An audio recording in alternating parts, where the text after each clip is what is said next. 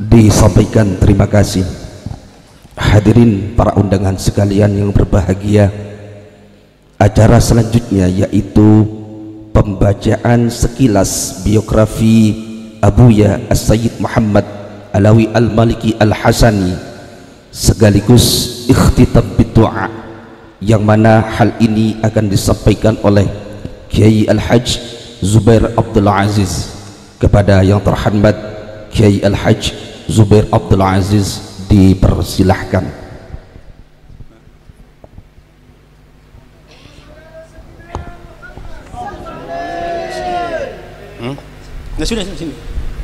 Bismillahirrahmanirrahim. Assalamualaikum warahmatullahi wabarakatuh.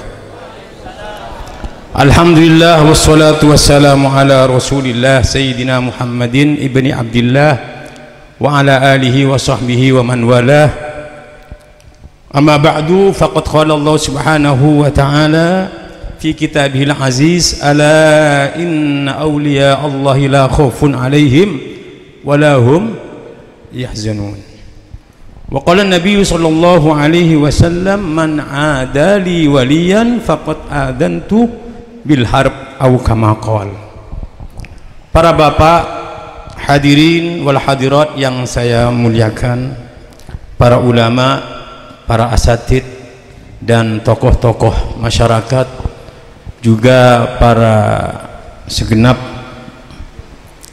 jajaran pemerintah baik sipil ataupun militer yang saya hormati, yang mudah-mudahan oleh Allah Subhanahu wa taala dipanjangkan umurnya dalam keadaan sehat walafiat dan diberi rizki pada akhir hayatnya dengan husnul khotimah. Amin Allahumma amin.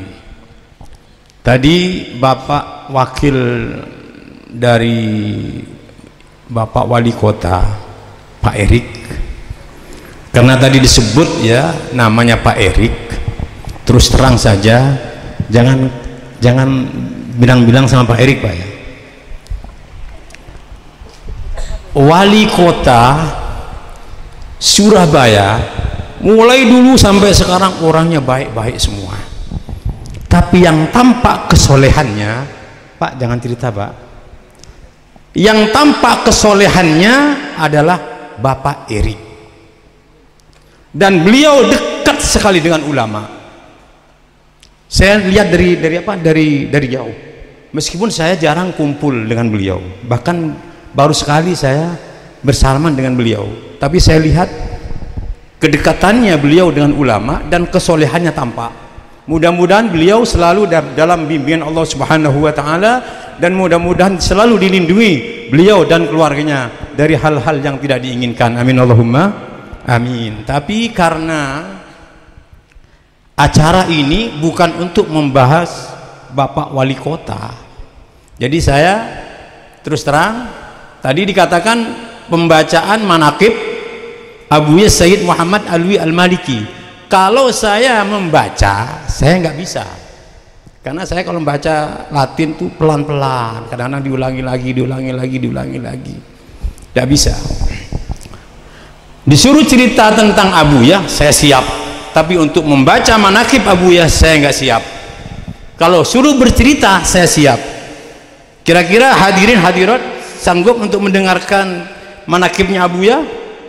Sanggup? Abuya Sayyid Muhammad Alawi Al-Maliki adalah wali kutub, walinya Allah Subhanahu wa ta'ala. Beliau itu kalau ketemu dengan murid, kalau lagi berjalan ada murid, pasti dipukul, baik dia dalam keadaan tahu ataupun tidak tahu, dipukul. Kalau dinilai oleh orang biasa, berarti Sayyid Muhammad galak berarti muridnya dipukul terus. Oleh karena itu kalau ada Abuya lewat, pasti santri itu lari. Kenapa? Karena takut dipukul. Tapi ternyata itu bukan karena galak, enggak, tapi gemes. Abuya itu mukul santrinya karena gemes. Ketika dipukul dia bingung, menjawab ini bingung. Itu yang membuat Abuya suka. Saya pernah dulu dipukul mulai dari kaki sampai kepala dengan tongkat, bukan pelan, dipukul sampai kena kepala. Itu kalau orang biasa langsung kebilengan, tapi saya enggak. Dari bawah sampai atas itu enggak sakit sama sekali. Subhanallah. Saya termasuk murid setiap malam tidur di kamar beliau. Kenapa? Karena saya harus mijet tiap malam, mijet. Nanti kalau sudah tidur saya berhenti, tapi saya pegang badannya. Takut apa? Kalau nanti saya tidur juga beliau balik, saya nggak tahu. Kalau saya nggak tahu nanti bisa saya ditindihin. Jadi saya megang, begitu balik saya terasa langsung pindah. Hampir setiap malam. Di satu saat beliau Abuya Sayyid Muhammad Alwi Al-Maliki bangun bertemu dengan Nabi Muhammad sallallahu alaihi wasallam. Ketemu bukan dalam keadaan bermimpi, tapi dalam keadaan langsung berhadapan dengan Nabi Muhammad sallallahu alaihi wasallam. Bangun mengucapkan waalaikumsalam, kata beliau. Terus beliau sambil menundukkan kepala, wa na'am, wa na'am, wa na'am, wa na'am. Tidak lama kemudian menjawab lagi waalaikumsalam warahmatullahi wabarakatuh. Tidur lagi, ya Zubair, huzani, suruh elus, huzani, dielus-elus. Kurang dari 5 menit bangun lagi, ngomong ke saya, ya Zubair, gawimli Ali Habsyi, tolong bangunkan Ali Habsyi, yu'abbi sayyarah, siapkan, biar dia nyiapkan untuk saya mobil, cepet. Saya turun, Ali bangun, siapkan mobil, Abuya mau keluar. Jam kurang lebih jam 2:30 malam. Habis itu saya naik lagi, jurroni, katanya, jurroni ya Zubair, tarik saya tarik. Beliau bangun, masuk ke dalam toilet, ke kamar mandi, wudhu beliau. Habis wudhu duduk di kursi, tolong ya Zubair, imamah saya ini namanya bahasa Arabnya yang saya pakai namanya imamah. Ya Zubair, jibli imamah, ambilkan serban, saya pasangkan ke kepalanya. Jibli jubah, ambilkan jubah, saya pasangkan jubahnya. Jibli madas, ambilkan sandal, saya pasangkan sandalnya. Terus ayo Zubair, turun, naik lift, turun, langsung ada yang buka liftnya. Di sana itu orang-orang rata-rata orang punya rumah pakai lift. Terus saya pernah masuk mall pakai sarung, saya mau pakai, Pak jangan Pak, nanti kalau nggak tahu nanti Pak nanti kebablasan tuh. Saya bilang, Mbak, saya pakai sarung seperti ini Mbak ke Singapura bolak-balik Mbak. Saya di Saudi Pak, apartemen saya pakai lift. Oh ya maaf. Itu pondok saya pakai lift. Saya bawa langsung masuk ke dalam mobil. Ternyata kemana Abuya? Ternyata Abuya datang ke Masjid An-Nabawi. Ke Masjid Nabawi langsung ziarah ke Rasulullah. Setelah itu duduk di Raudhah, nunggu sampai subuh.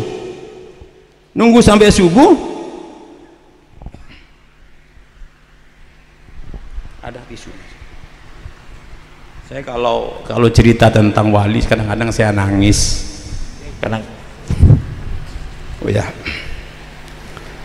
Setelah pulang keluar dari Masjid Nabawi habis salat subuh langsung ke Uhud, ke Sayyidina Hamzah ziarah. Setelah itu sarapan, terus Abuya bilang ke saya, ya Zubair, kamu tahu tadi malam siapa yang datang? Nggak tahu Abuya. Yang datang tadi malam itu jaddi, kakek saya, Rasulullah Muhammad sallallahu alaihi wasallam datang. Saya disuruh kemana? Disuruh ke beliau. Makanya beliau langsung kemana? Ke Masjid Nabawi, langsung mengucapkan salam dan duduk di raudhah wiritan sampai selesai, sampai subuh dan sampai pulang. Itu Abuya Sayyid Muhammad Alwi Al-Maliki. Dan beliau tahu kerenteknya orang. Kerenteknya orang. Ketika ada orang ngaji ya, lagi ngaji semuanya di aula itu ngaji. Ada orang Sudan, orang-orang hitam. Ya Allah, seandainya saya itu punya pakaian yang dipakai oleh Sayyid, seandainya saya ini punya imamah yang dipakai oleh Sayyid, betapa senangnya saya akan lebih senang daripada saya memiliki dunia yang lain. Subhanallah, begitu selesai ngaji semuanya, orang tadi pulang, orang Sudan tadi pulang. Abuya keluar, tolong orang tadi yang pakai baju putih, yang pakai serban itu, tolong panggil dia. Dipanggil Abuya, senang dia. Panggil Abuya, duduk. Ternyata apa? Pakaiannya Abuya dibuka, dipasangkan kepada dia, imamahnya dipasang ke kepala dia. Jadi tahu kerenteknya orang. Ada cerita lagi, Kiai Haji Saiful Islam yang punya pondok pesantren Ginggung, ya Ginggung apa Genggong? Ginggung Probolinggo, itu tiap hari dipukul sama Sayyid Muhammad. Dipukul, dalam hatinya begini, masa wali, masa orang alim wali suka mukul, katanya. Masa suka mukul wali? Saya nggak yakin kalau beliau wali. Pertama dia mondok, mungkin saat dapat 1 bulan dipukul terus tiap hari. Kerenteknya tersebut langsung kedengaran oleh Abuya Sayyid Muhammad Alwi Al-Maliki. Itu kerentek, langsung dipanggil. Besok harinya habis sholat subuh dipanggil, ta'al ini, inti punya iman, perbarui kamu punya iman. Ayo katakan la ilaha illallah. Dia bilang la ilaha illallah Muhammad Rasulullah, Muhammad Rasulullah, Sayyid Muhammad Waliullah, Sayyid Muhammad Waliullah, katanya. Tadi dia ragu dengan kewalinya Abuya. Masa wali suka mukul? Kalau di Jawa itu wali nggak suka mukul. Nah ini wali kok mukulan?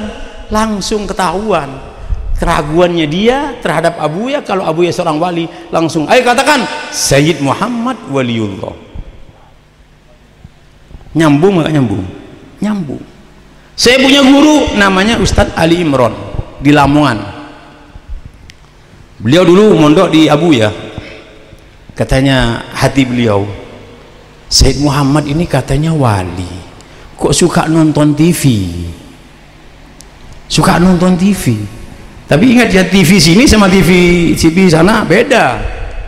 Kok suka nonton TV? Padahal Abuya itu kalau nonton TV, yang penting di ruangan itu ada suara. Beliau nggak langsung melihat, enggak, yang penting ada suara. Kenapa? Beliau itu selalu ngarang kitab. Mau makan, menanti makanan datang, beliau ngarang kitab.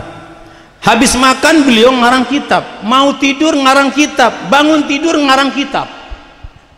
Jadi beliau kalau ada di kamar selalu ngarang kitab, terus ngarang kitab, ada suara TV, yang penting ada suara, dihidupin. Katanya Ali Imron, masa orang alim wali katanya kok suka nonton TV? Subhanallah, langsung dijawab. Malam harinya Ustadz Ali Imron tidur, ketemu dengan Abu Bakar As-Siddiq. Ketemu, assalamualaikum, min inta, ana Ali Imron, ana talib Sayyid Muhammad Ali Al-Maliki, saya muridnya Sayyid Muhammad Al-Maliki. Wa antum siapa? Katanya beliau. Saya Abu Bakar Siddiq. Oh, langsung salaman. Bisa nggak ketemu bisa nggak saya ketemu dengan Nabi Muhammad? Kamu kemingin ketemu dengan Nabi Muhammad? Iya. Tuh ada ventilasi, gitu. Ada ventilasi, kamu naik, tengok di situ, di balik tembok ada Nabi kita Muhammad sallallahu alaihi wasallam. Dalam mimpi Ustaz Ali Imran tuh naik ke bangku, ditengok di situ, ternyata Sayyid Muhammad lagi nonton TV dengan siapa? Dengan Nabi Muhammad sallallahu alaihi wasallam. Coba, hatinya ingkar kepada Abuya ketika nonton TV, langsung dijawab, beliau sedang nonton TV bersama Nabi Muhammad sallallahu alaihi wasallam. Saya sekarang mau tanya kepada hadirin wal hadirat, ada enggak orang mati bisa mengobati orang sakit tapi masih hidup? Ada enggak orang mati ngobatin orang hidup? Ada enggak kira-kira? Enggak, ada enggak kira-kira? Hadirin hadirat, ada enggak orang mati ngobatin orang hidup? Ada enggak? Enggak ada, kecuali Abuya Sayyid Muhammad Alwi Al-Maliki. Kok bisa? Saya cerita atau sampai di sini aja? Lanjut. Abuya Sayyid Muhammad Alwi Al-Maliki dulu pernah sakit, tangannya tidak bisa menggenggam. Itu dulu sebelum ada penyakit stroke. Kalau sekarang stroke banyak ya.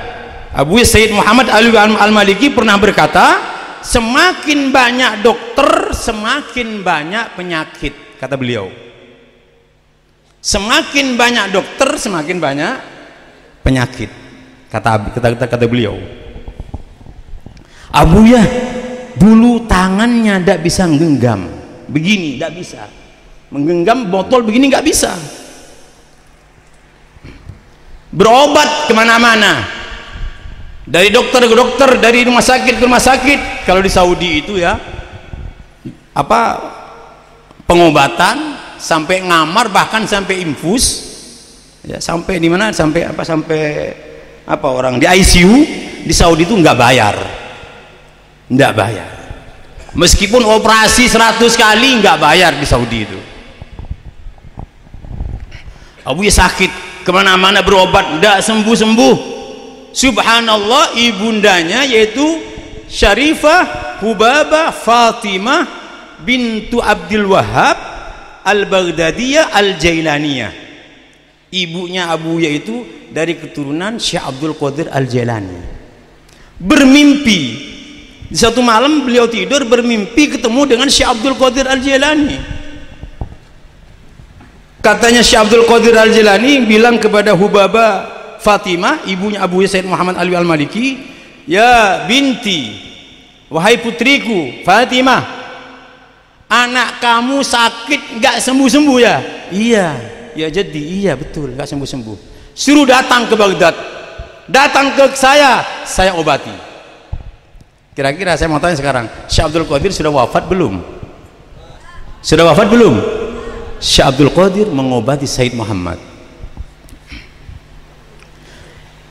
Bilang ibundanya, ya Muhammad, jaddak, kakekmu tadi malam datang ke saya, kalau kamu ingin sembuh suruh datang ke Baghdad, Syekh Abdul Qadir akan mengobati kamu.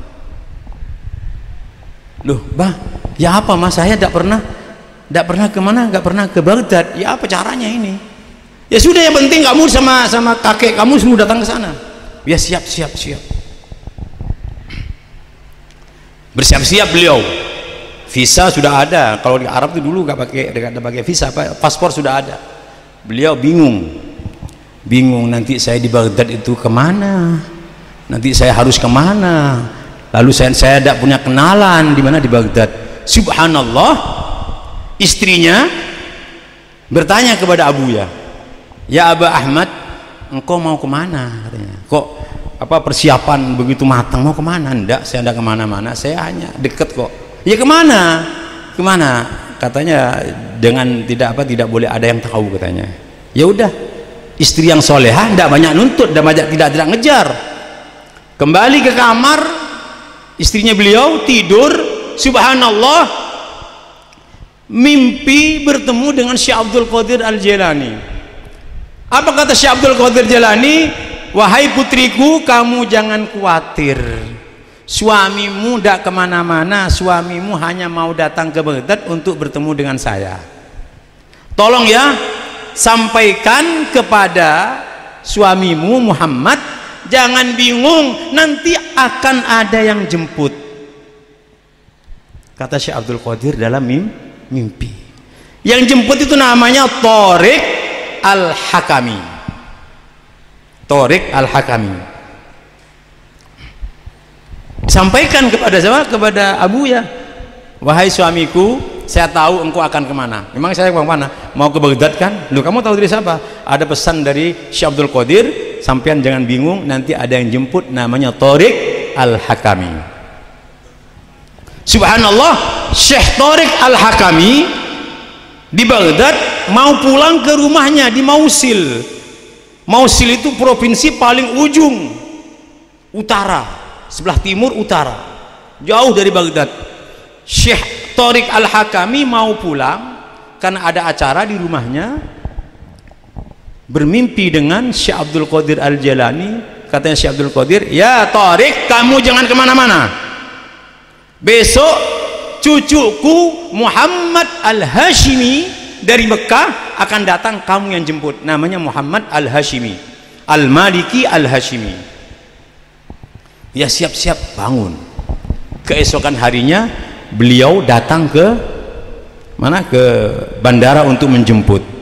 Begitu Abuya datang turun dari pesawat, langsung salaman, ahlan wa salam, anta Muhammad Alwi Al-Maliki Al-Hashimi? Aywa na'am. Langsung Abuya paham, hal anta Thoriq Al-Hakami? Aywa na'am, ana Thoriq Al-Hakami. Nyambung. Siapa yang nyuruh? Syekh Abdul Qadir Al-Jalani. Syekh Abdul Qadir Al-Jalani ini meskipun sudah wafat masih bisa berhubungan langsung dengan orang yang masih hidup. Oleh karena itu, cintai para ulama. Nanti engkau kalau tidak ketemu di mana, kalau tidak ketemu di dunia, akan ketemu bahkan kumpul di akhirat nanti. Amin Allahumma amin. Lalu Abuya diajak ke restoran makan. Habis makan dicarikan hotel. Di hotel keesokan harinya Said Muhammad mau ziarah ke makamnya Syekh Abdul Qadir Al-Jilani. Diantar sama Thoriq Al-Hakami. Diantar, Abuya baca ini, baca itu, baca ini, baca tawassul kepada beliau, kepada Allah melalui beliau. Subhanallah, selesai, kembali ke hotel. Besoknya kembali ke Mekah. Ketika Abuya Said Muhammad Alwi Al-Maliki mau naik pesawat, itu dulu ada tangganya. Beliau megang tangga itu sudah bisa menggenggam. Tanpa dirasa beliau bisa menggenggam tangannya. Setelah nyampe di Mekah, ketemu dengan ibunya, bagaimana nak? Tangannya sekarang bagaimana? Alhamdulillah mah, sudah bisa menggenggam mah.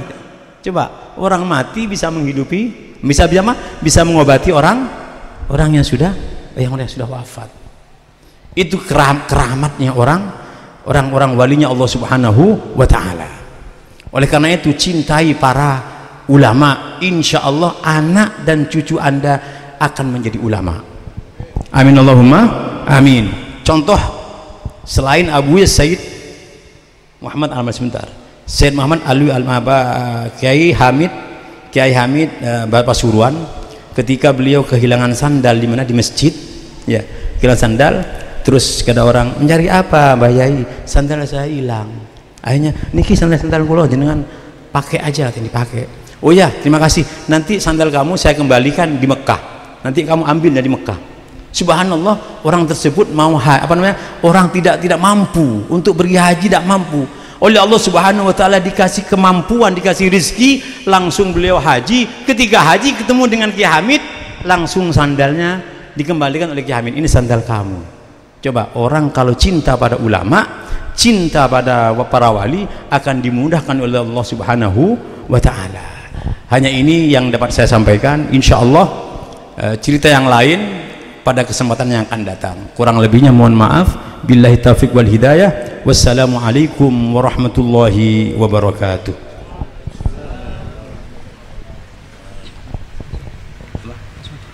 Bismillahirrahmanirrahim. Alhamdulillah rabbil alamin. Sallallahu ala sayyidina Muhammadin wa ala alihi wa sahbihi ajma'in.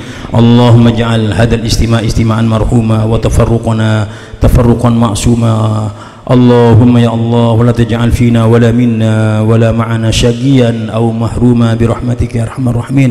اللهم اجعل هذا يا الله، اللهم يا الله، اللهم لا تدع لنا في مقامنا هذا ذنبا إلا غفرته، ولا دينا إلا سددته، ولا هما إلا فرجته، ولا عيبا إلا سترته، ولا ضالا إلا هديته، ولا مريضا إلا شفيته، ولا ميتا إلا رحمته، ولا حاجة إلا قضيتها في الدنيا بالميسرة وفي الآخرة بالرحمة والمغفرة برحمتك يا أرحم الراحمين. ربنا ظلمنا أنفسنا وإن لم تغفر لنا وترحمنا لنكونن من الخاسرين، فاغفر لنا ذنوبنا وكفر عنا سيئاتنا وتوفنا مع الأبرار يا عزيز يا غفار رب العالمين. ربنا آتنا في الدنيا حسنة وفي الآخرة حسنة وقنا عذاب النار.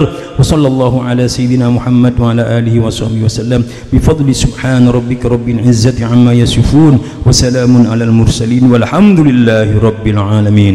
ربنا تقبل منا واقبلنا بسر الفاتحة. بسم الله الرحمن الرحيم. الحمد لله رب العالمين الرحمن الرحيم مالك يوم الدين إياك نعبد وإياك نستعين الصراط المستقيم صراط الذين أنعمت عليهم غير المغضوب عليهم waladdallin. Amin.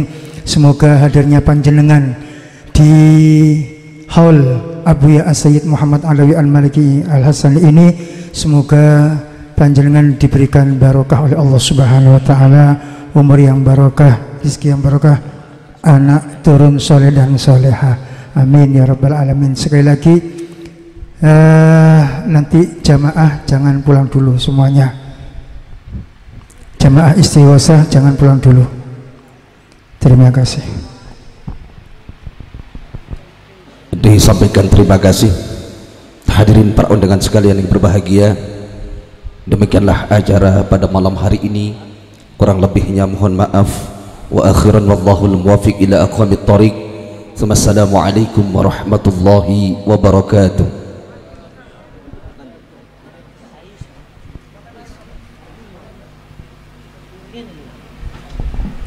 Allahumma shalli ala sayyidina Muhammad. Jamaah istighosah langsung ke rumahnya Abah Haji Asmuri. Jamaah istighosah langsung ke rumahnya Abah Haji Asmuri. Untuk para tamu kami mohon untuk ramah tamah di yayasan.